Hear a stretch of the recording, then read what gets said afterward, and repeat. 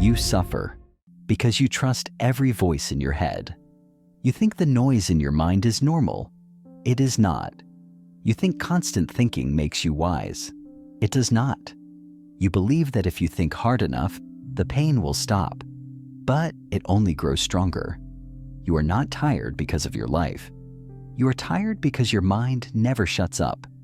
You are drowning in what if, in why did they, in what comes next. But I ask you now, when will you stop? When will you finally look within? You run from silence as if it's the enemy. But silence is not your enemy. It is your return home. It is where you remember who you truly are. Beyond fear, beyond doubt, beyond the noise. You came here not to collect more thoughts, but to burn through them. You came here to wake up. So stop listening to every thought that enters your mind. Stop feeding what exhausts you. And listen. Listen closely now. Because today I will not give you comfort. I will give you truth. 6 rare, unspoken Buddhist teachings, sharp as blades, clear as sky, to silence your chaos, reclaim your peace, and return to the stillness that was always yours. You are not weak. You are not broken. You are just lost in the noise, and I'm here to bring you back. Let us begin. Lesson 1. The mind seeks control because it fears death. Every overthought is the mind clinging to control because it fears impermanence. You do not overthink because you are wise. You do not overthink because you are careful. You overthink because your mind is terrified of letting go. Look deeper. The overthinking, the worry, the endless spiral of thoughts, they are not random. They are not harmless.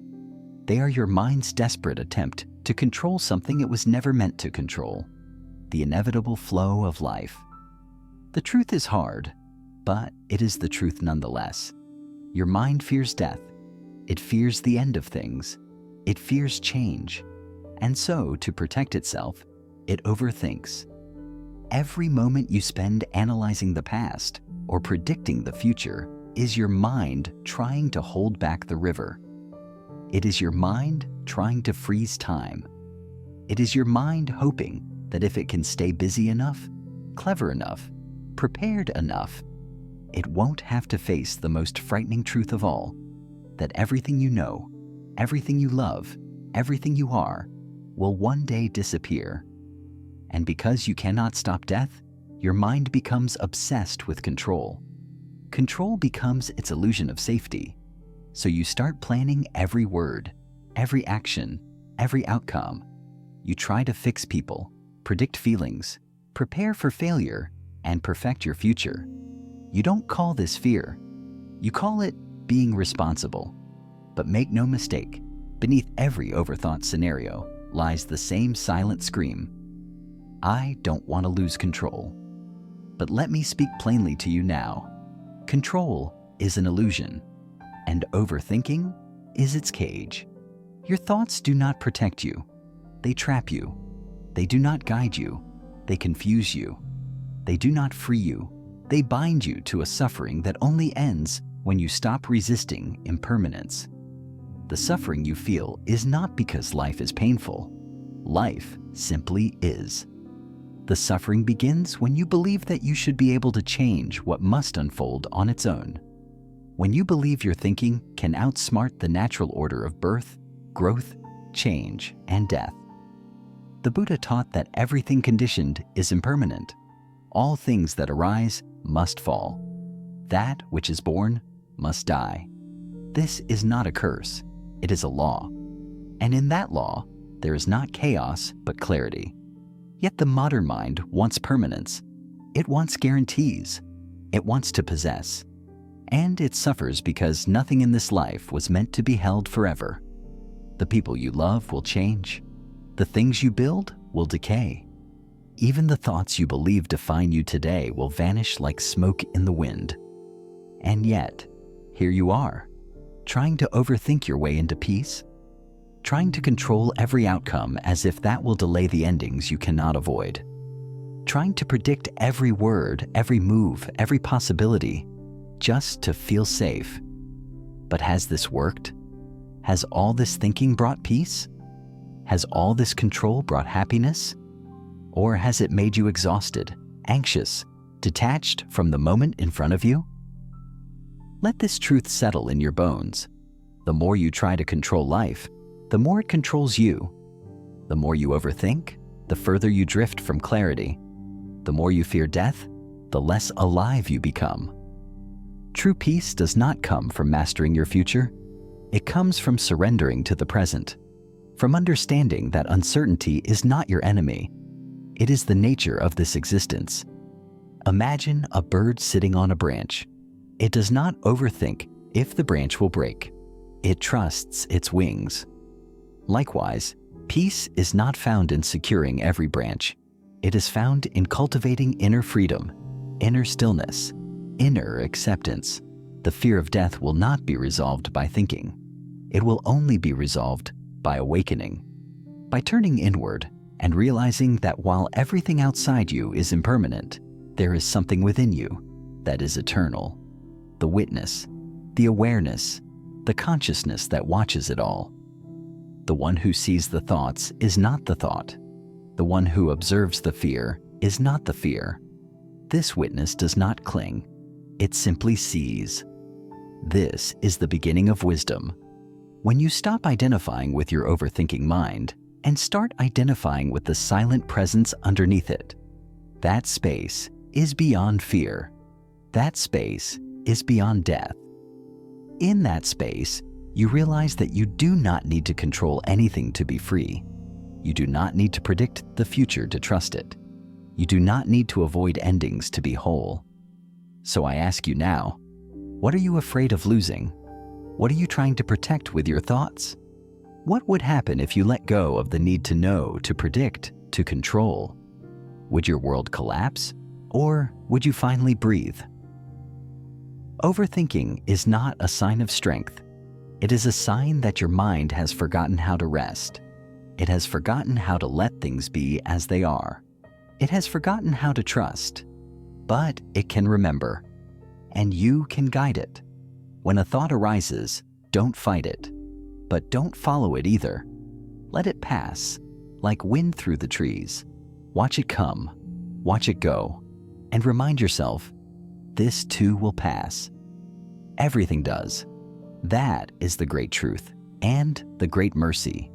Because when you embrace impermanence, you embrace the present. You stop clinging, you stop fearing, you stop overthinking, and you start living. This is what the Buddha meant when he taught that liberation is not in having more, but in clinging less. It is not in knowing everything, but in needing nothing, not even certainty, not even control. To accept death is to finally taste life. To stop resisting endings is to begin cherishing beginnings. To release control is to discover peace. So the next time your mind begins to spiral, stop. Don't argue. Don't panic. Don't explain. Simply ask yourself, what am I trying to control right now? And then tell yourself, I don't need to. I am safe in this moment. You cannot hold on to this world. It is not meant to be held. But you can meet each moment with calmness, clarity, and compassion. That is the path, not the path of more thinking. The path of gentle, fearless presence. And on that path, even death cannot disturb you. Lesson 2. The more you try to fix the mind, the louder it becomes. You do not fix fire by adding more fire. You do not fix thought by adding more thought. Your first instinct, when the mind grows loud, is to fix it. You try to calm your overthinking with more thinking. You try to make sense of your fear by analyzing it. You sit in the middle of a mental storm, and instead of stepping away, you shout louder, hoping your voice will overpower the noise. But what you do not realize is this: you are feeding the very thing that is consuming you. The mind is like a flame. The more attention you give it, the more it burns. You don't put out a fire by throwing more wood into it. You don't silence thought by piling more thoughts on top. But this is what you've been taught. You've been conditioned to believe that everything must be solved, that every emotion must be explained, that every fear must be analyzed. That peace comes from answers. But I tell you now, it does not. Peace does not come from answers. Peace comes from presence, and presence only arrives when you step out of the mind, not deeper into it. But the mind is clever.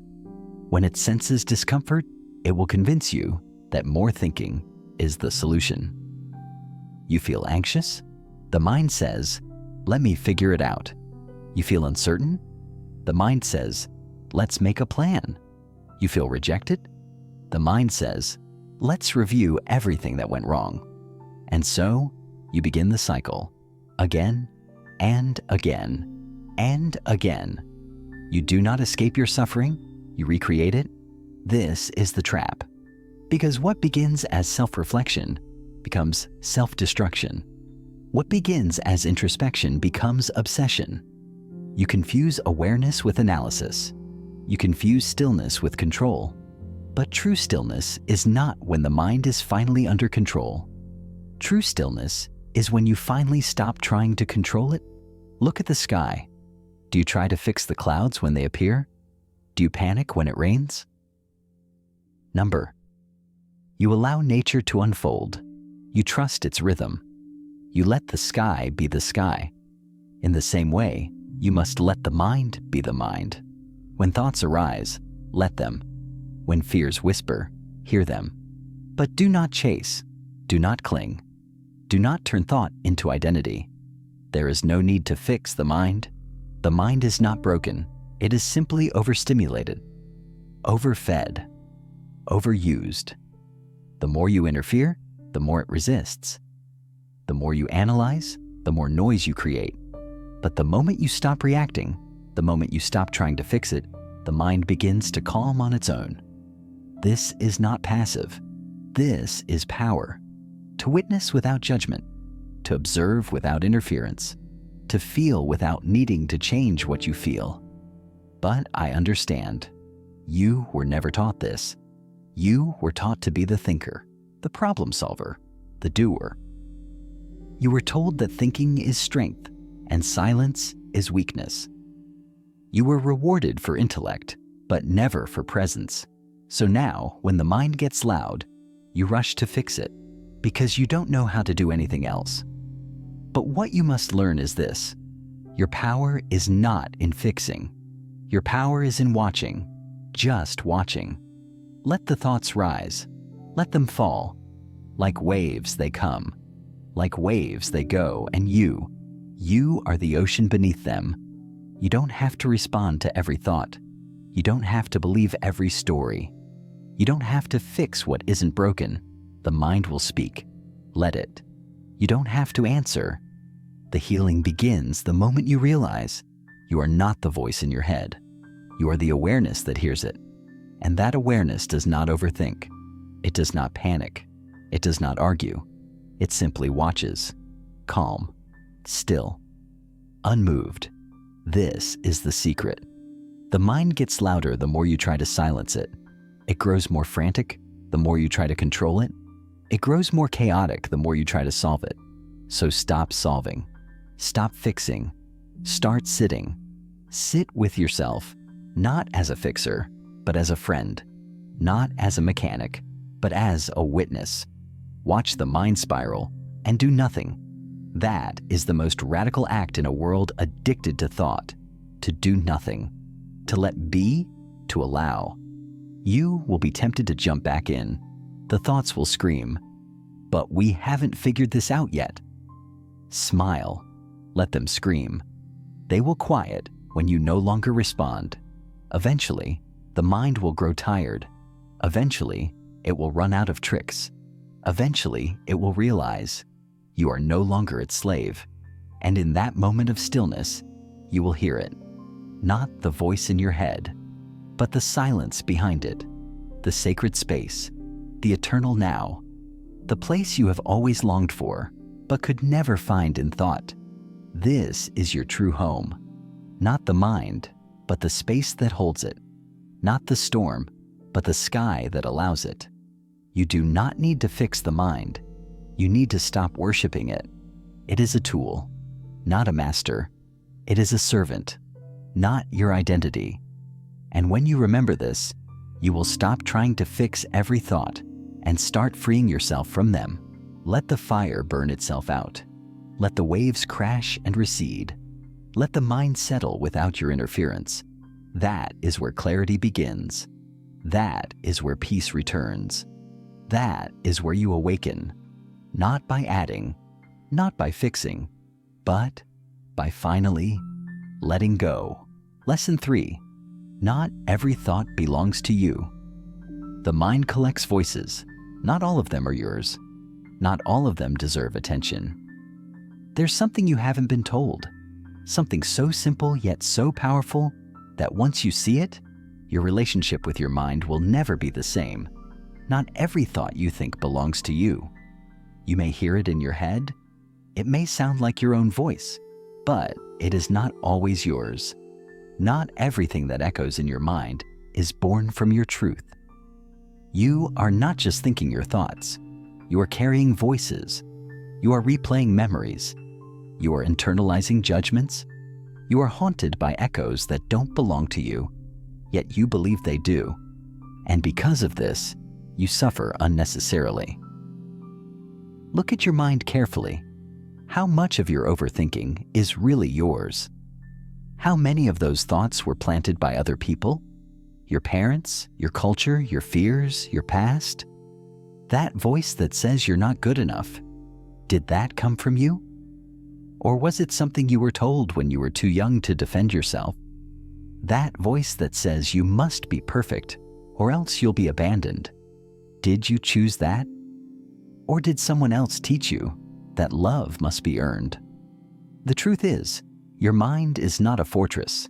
It is a sponge. From the moment you were born, you absorbed everything. The anger of others, the anxiety of your caretakers, the comparisons of society, the shame of rejection, the fear of not being accepted. These impressions didn't just pass through you. They stayed. They took root. And now you confuse their voices with your own. So, here you are, overthinking, doubting, panicking, planning, trying to live up to expectations that were never yours to begin with.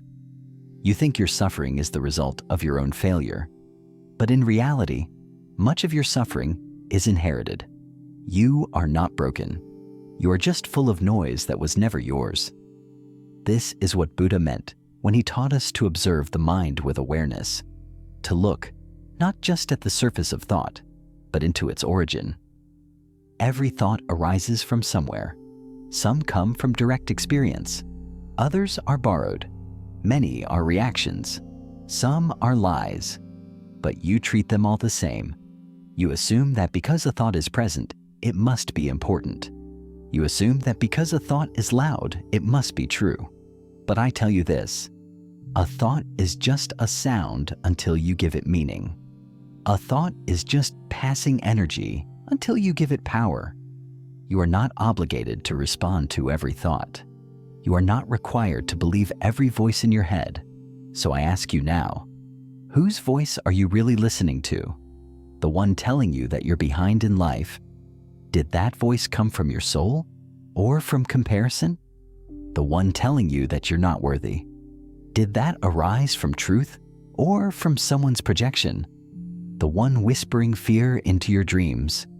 Did it come from your present awareness or from a childhood wound you haven't healed? The key to mental freedom is not silence, it's discernment. It's learning to see which thoughts align with your peace and which do not. It's learning to ask every time a thought arises, is this mine? Do I want this? Do I choose this? And if the answer is no, let it go. Let it pass. Let it return to wherever it came from. You cannot stop thoughts from arising, but you can stop building temples for them. You can stop bowing to every one of them as if they are sacred. They are not. Many are manipulations. Many are shadows. Many are fragments of pain disguised as logic. Thoughts will come. That is natural. But awareness, true awareness, is the ability to let thoughts enter and leave without allowing them to shape your identity. Just as you do not become every person you meet, you do not become every thought you think. Learn to create space between the voice and the reaction, between the suggestion and the belief. This space is your freedom. This space is where you take your power back, because in that space, you remember, you are the witness, not the noise. You are not the judgment. You are not the fear. You are not the comparison, the insecurity, or the old programming. You are the awareness that notices all of it. And awareness does not get trapped. Awareness does not overthink. Awareness does not absorb what does not belong. But this takes practice. You have been living unconsciously for so long that you've forgotten how to filter your inner world. You've let your mind become a storage unit for everything that hurt you. It's time to clean house. It's time to sit in stillness, not to escape your thoughts, but to examine them, not to suppress them, but to ask them, why are you here? Do I want to carry you any longer? This is not about force. This is about inquiry. This is not about control. This is about clarity. And in that clarity, you will begin to notice something extraordinary. Most of your suffering was never about what happened. It was about the meaning your mind gave it. Most of your fear was never about the situation. It was about the stories that came with it. Most of your overthinking was never about being unprepared. It was about being disconnected from yourself. So return. Return to yourself. Return to the quiet space where you are not thoughts, but presence, where you are not noise, but listening, where you are not wounds, but healing. Because that space is always there. It never left. You just got too caught up in voices that were never yours. And now you know. Not every thought belongs to you. Not every voice deserves your attention. Not every fear is worth chasing. Not every story is worth believing. So when the next thought rises, pause. Ask it, who sent you? Are you here to help me or haunt me? And if it offers you suffering, walk away, because you owe nothing to the voices that do not serve your peace. Lesson 4. The desire to be certain is the root of mental suffering. The more you seek certainty, the more the mind becomes a prisoner of doubt. You believe that clarity will come when you have all the answers. You believe that peace will arrive once the future is under control. But what you believe is what traps you. Let me show you the truth you've refused to face. It is not uncertainty that makes you suffer. It is your need to escape it. You are not crushed by life's unpredictability. You are crushed by your obsession with knowing exactly what comes next. You crave certainty like it is oxygen. You chase guarantees like they are the path to freedom. You pray for a future that unfolds without surprises, without detours, without pain. And so, your mind becomes addicted to prediction, addicted to planning, addicted to rehearsing the same scenes 1,000 times. But you do not see the cost. You spend more time in imagined realities than in the one you're living. You stress over things that may never happen. You fear outcomes that haven't even taken shape. And you call it responsibility. You call it awareness. You call it being prepared. But it is not preparation. It is paralysis. It is not awareness. It is attachment. It is not wisdom. It is the voice of fear, dressing itself in the clothes of control. Listen closely. The mind that demands certainty is a mind that refuses trust. It does not trust people. It does not trust timing. And above all, it does not trust life. When you try to be certain, you are not walking with life. You are fighting against it. You resist its flow. You resist its rhythm. You resist its sacred unfolding. And in that resistance, your thoughts multiply. What if this doesn't work out? What if I make the wrong decision? What if I waste my time? What if I get hurt again? What if, what if, what if?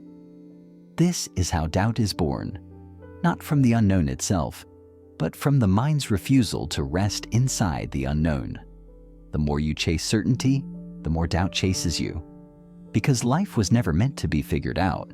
It was meant to be lived step by step, moment by moment, in complete awareness, without attachment to the outcome. You do not suffer because life is unclear. You suffer because you believe it should be. But life is not a formula. It is not a straight line. It is not a machine. It is a river, fluid, ever-changing, sometimes calm, sometimes wild. And if you try to freeze a river, you kill it. If you try to predict every turn, you miss the beauty of the current. If you try to control every ripple, you exhaust yourself in a war you cannot win. So, I ask you, why are you so afraid of not knowing? What part of you refuses to breathe unless tomorrow is promised? What have you believed that made you think peace requires certainty? Peace does not require certainty. It requires surrender. It requires the courage to walk even when the path is not clear. It requires the wisdom to say, I don't know what will happen, and I'm okay with that. Because you must understand, certainty is a false god. It promises you safety, but gives you suffering. It offers you stability, but builds you a prison. When you finally realize this, your energy begins to shift. You stop chasing answers and start embracing presence. You stop demanding guarantees and start learning to dance with what is. You stop fearing what might be and start trusting what already is. This trust is not blindness, it is clarity. It is the clarity that comes when you accept that you will never have all the answers and that you don't need them to be free. You don't need to know if they'll stay. You don't need to know if you'll succeed. You don't need to know if your plan will work. You don't need to know what tomorrow looks like. What you need is to show up fully in the moment you have, to give everything to the now, to be present without needing a reward, to take the next step, not because you are certain, but because you are alive. When you do this, when you stop demanding certainty and start walking in alignment, you stop overthinking. Because overthinking is simply the symptom of a mind that can't sit in the unknown. But you were born to sit in it. You were born to navigate the mystery. You were born to walk the edge without panic. The mind will resist. It will beg you for answers. It will create imaginary fears. It will throw stories at you. But you must return to your breath. You must return to the awareness that sees through the illusion. Tell your mind gently, I see your fear. I honor it, but I will not let it guide me. Then keep walking. Walk through the fog. Walk through the silence. Walk through the unknown with open eyes and a steady heart, because that is true mindfulness. Not walking only when the road is paved, but walking when there is no road at all. So stop demanding that life explain itself. Stop bargaining with the future. Stop treating uncertainty as a flaw. It is not a flaw. It is the very nature of existence. And within that nature there is wisdom. There is grace. There is peace beyond anything certainty could offer. Breathe. Relax your grip on tomorrow. Let go of the addiction to answers. And listen carefully. You don't need to know what's next. You only need to be here for what's now. Lesson 5. Obsession with identity fuels inner chaos. The more you try to define who you are, the more restless you become. You are exhausted, not from life, but from trying to be someone. You carry an invisible burden every day, trying to maintain an identity that was never fixed, never complete, and never truly yours. You wake up and put on a mask. You go to sleep with the same questions. Who am I? What do they think of me? Am I enough? And you believe this constant self-questioning is growth. But I tell you this, it is not growth. It is entrapment. The mind is addicted to identity because identity feels like security. If it can define itself, label itself, project itself, then maybe, just maybe, it will finally feel whole. So it clings to titles, it clings to roles, it clings to stories and status and external validation. You say, "This is who I am." But then life shifts. The job ends. The relationship changes. The world moves. And suddenly, you don't know who you are anymore. This is the root of inner chaos, not the change itself, but the fact that your identity was attached to something temporary. Your overthinking doesn't come from confusion. It comes from trying to preserve a self-image that was never real to begin with. You've become a prisoner of your own persona, trying to always be consistent, trying to always be liked, trying to always make sense to people who don't even know themselves. But the truth is this: you are not a fixed identity. You are not your name. You are not your past. You are not your achievements, your failures, your pain, or your pride. You are the space in which all of those things rise and fall. You are not the image in the mirror. You are the awareness behind the eyes. You are not a single role. You are the one who plays them all and remains when the stage goes dark. When you forget this, the mind begins to panic. It fears being nobody. It fears being unseen. It fears being undefined, because to the ego, undefined means unworthy. So you start building. You create identities based on your work, your appearance, your relationships. You say, "I am successful. I am spiritual. I am broken. I am strong." And every label becomes another brick in the wall around you. Soon, you are no longer a being. You are a performance. But no matter how hard you try, the mask never fits. Because you are trying to turn something fluid into something solid. You are trying to freeze the self when the self was never meant to be frozen. Let me ask you this: who are you without your labels? Without your story? Without your followers? Without your pain? What remains when there is nothing to perform? What is left when the world turns its back? That is the real you. Not the one you show to the world. Not the one you protect with overthinking and image management, but the one who is simply here now, watching, breathing, being. Buddha did not teach us to build ourselves up. He taught us to strip ourselves down, to see through the illusion of self, not to destroy the soul, but to free it, to realize that the self you cling to is the source of your suffering. Because every time it feels threatened, your mind reacts with fear, with anger, with confusion. Every time someone questions your identity, you take it as a personal attack. Every time you change or grow, you panic because you fear letting go of who you were.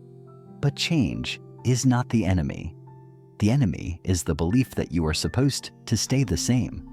And so the mind races, trying to preserve the image, trying to make sense of the contradiction, trying to label the present moment with a past self, trying to justify pain through identity.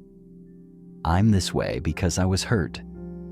I can't move forward because I'm broken. I need to be respected because I've earned it. But all of these are just thoughts clinging to a fragile illusion. You are not broken. You are not whole. You're not strong. You're not weak. You are not enlightened. You are not lost. You are empty. And in that emptiness is freedom. Empty does not mean nothing. It means unbound.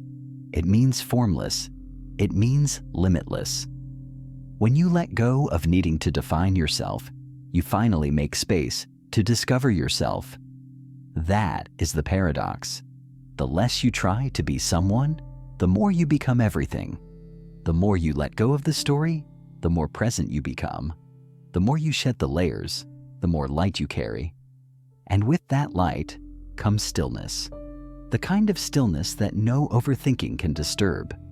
Because there is nothing left to protect, nothing left to prove, nothing left to defend. This is what liberation looks like. It is not in adding more to your identity. It is in letting it dissolve, letting every version of yourself fall away again and again like old skin until only presence remains. So the next time your mind begins to spiral, ask yourself, what image am I trying to preserve right now? What fear is behind this thought? What label am I unwilling to release? And then choose to release it. Let them misunderstand you. Let them forget who you were. Let the old self crumble. You do not owe anyone a fixed version of yourself. You do not owe your past a permanent identity. You do not owe your fears a seat at the table. You owe yourself freedom. You owe yourself peace. You owe yourself the truth. And the truth is this: you are not what you think you are. You are what watches the thinking. That watcher needs no identity. It just is, timeless, spacious, silent, still. Return to it, and all chaos will fall away. Lesson 6. Silence is not an escape. It is a weapon. In the silence you fear lives the peace you seek, but you must face it directly. You run from silence like it's a threat. You distract yourself with noise. You fill your mind with thoughts. You busy your days with screens, with talking, with endless tasks. Because when everything finally quiets down, you don't know how to handle what rises inside you. But I tell you this: silence is not your enemy. Silence is not emptiness. It is not weakness. It is not nothingness. Silence is power. Silence is space. Silence is truth. Silence is the only place where the mind finally reveals its illusions. You do not overthink because you have too many problems. You overthink because you have no relationship with silence. You fear it because silence holds up a mirror to your inner world. And in that mirror, you must confront your fears, your pain, your ego, your expectations, your false identities. Most people don't want clarity. They want comfort. But silence offers neither. At least, not at first. It offers discomfort, then truth, then freedom. And that is why it is avoided. When you sit in silence, you will hear things your ego does not want to hear. You will feel emotions your distractions have hidden from you. You will see patterns you've denied for years. But through this confrontation, you will reclaim your mind. Because in the silence, there is no one to impress, no one to explain yourself to, no one to perform for. There's only you. You without noise. You without defense. You without escape. And in that rawness, you finally meet yourself. Do not think of silence as the absence of sound. It is the presence of awareness. It is the presence of what is real. Every time you run from it, you strengthen the chaos. Every time you sit with it, you weaken the illusion. Because silence is not empty. It is full of truth that words cannot carry. The mind will resist. It will try to fill the space with thoughts. It will create stories, judgments, urges, distractions. It will say, "This is boring. This is a waste of time. I need to do something." But that voice is not your wisdom. It is your avoidance. Stay with the silence, even when it stings, even when it trembles, even when it threatens to pull everything you thought you were to the ground. Because it's in that collapse that you discover what cannot fall: the stillness beneath your thoughts, the watcher beneath the noise, the awareness beneath the self. This is your true identity. It does not speak, but it sees. It does not act, but it understands. It does not fear because it has nothing to lose. You have been taught that strength comes from expression, from speaking louder, from fighting harder, from defending yourself. But true strength comes from restraint, from calm presence, from still energy. The strongest one in the room is not the one who speaks first. It is the one who speaks last, and only if necessary. The strongest mind is not the one that overthinks every possibility. It is the one that sees all possibilities and chooses peace. Silence is not the absence of power. It is the purest form of power. In silence, you observe without reacting. You understand without judgment. You endure without collapsing. You respond without ego. And when others come with chaos, you don't match their energy. You anchor them with yours. But to access this power, you must train yourself to be still. You must resist the urge to fill every gap with noise. You must let silence become your companion, not your punishment. Make time to sit without music. Walk without your phone. Breathe without commentary. Let your thoughts rise without chasing them. Let your emotions pass without fighting them. Let your discomfort surface without escaping it. Sit in that fire, because silence will burn away everything that is false. It will strip you of every mask. It will expose every wound you've hidden with distraction. And once the noise dies, you will discover something extraordinary. The mind doesn't have to be empty to be at peace. It simply has to stop being loud. And silence is the only teacher that can show you how. The world wants you noisy. It wants you reactive, distracted, and constantly reaching outward. But silence brings you inward. It reminds you of what you've always known, but forgotten. That you are not your panic. You are not your confusion. You are not the narrative constantly playing in your head. You are the stillness beneath it all.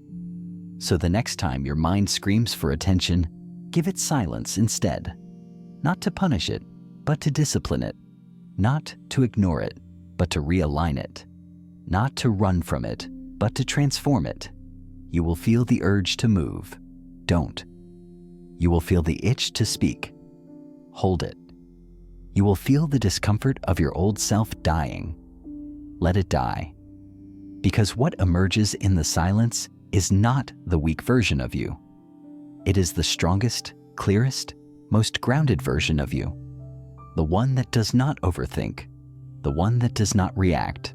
The one that simply sees and acts only when necessary.